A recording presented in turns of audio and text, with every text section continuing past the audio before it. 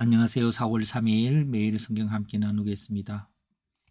한 문장 요약입니다. 제자들은 예수님께서 예루살렘에서 죽임을 당하고 3일에 살아날 것에 대한 말씀을 깨닫지 못했습니다. 요약입니다. 첫 번째 문단, 제자들은 예수님께서 예루살렘에서 죽임을 당하고 3일에 살아날 것에 대한 말씀을 깨닫지 못했습니다. 왜냐하면 선지자를 통해서 기록된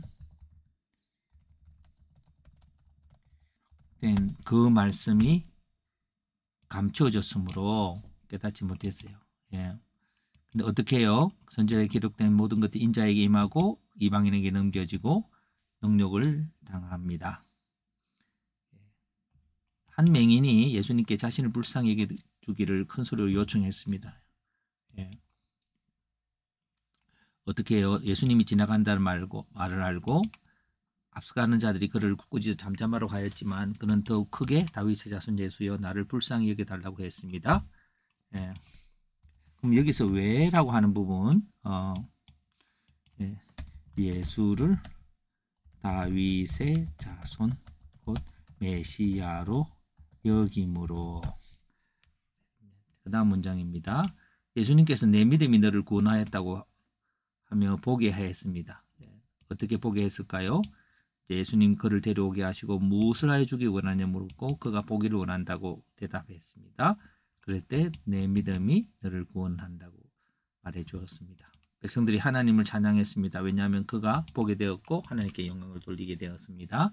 그래서 하나님을 백성들도 찬양했습니다. 한 문장 요약은 제자들은 예수님께서 예루살렘에서 죽임을 당하고 3일에 살아나야 될 것에 대한 말씀을 깨닫지 못했습니다. 오늘 본문은 이 앞부분에 이 한 부분도 있고 두 번째 부분은 소경의 나음에 대해서 있는데요. 저희들은 이 본문 전체가 갖고 있는 동일한 주제들을 찾고자 합니다.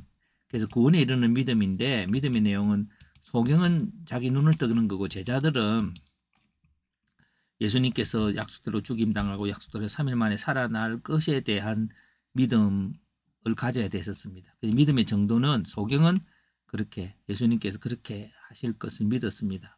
그러나 제자들은 믿지 못했습니다. 하는 내용이지요. 해석을 해봅니다. 믿음으로 구원에 이르게 된다. 제자들이 예수님에 대해 믿어야 할 내용은 예수님께서 선지자들에 의해 기록된 대로 이방인에게 넘겨지고 능력을 당하고 죽임을 당하지만 약속대로 3일 만에 다시 살아난다는 것이다. 제자들은 이것을 믿지 못했다. 한 소경은 예수님께서 자신의 눈을 뜨게 해주실 줄 믿고 예수님께 요청했고 예수님께서 너의 믿음이 너를 구원하였다고 하시며 눈을 뜨게 해 주었다.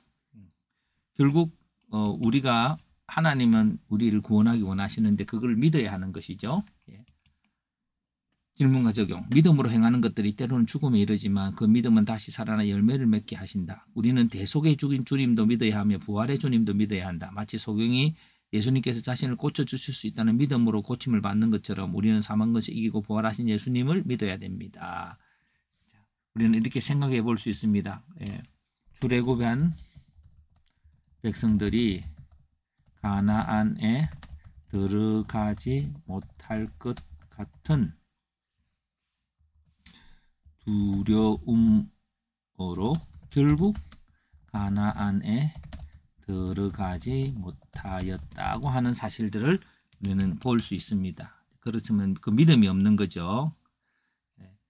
엘리야는 그의 헌신에도 불구하고 세상은 변화되지 않음을 보고 절망합니다. 이처럼 믿음을 가지고 나아가지만 그 믿음대로 이루어지지 않는다고 생각할 때가 있습니다. 주님께 드린 믿음과 기도는 반드시 이루어질 것을 믿어야 합니다. 마치 한 소경이 반대에도 불구하고 예수님께 계속 요청을 하였고 그러므로 그의 믿음으로 구원을 얻게 되었습니다. 오늘 우리들은 구원의 확정성을 우리가 가지고 주님께 나아가야 합니다. 주님의 뜻이면 하나님께서 반드시 이루어질 것이므로 하나님께서 가나안 땅을 주시겠다는 약속이 있으면 어려움이 있어도 이스라엘 백성은 믿었어야 합니다. 그런데 그들은 믿지 못했습니다. 그것이 마치 십자가의 죽음과 같은 시간 속에서도 하나님의 뜻이 온전히 이루어질 것을 믿어야 하는 거죠. 부활을 믿어야 하는 것입니다.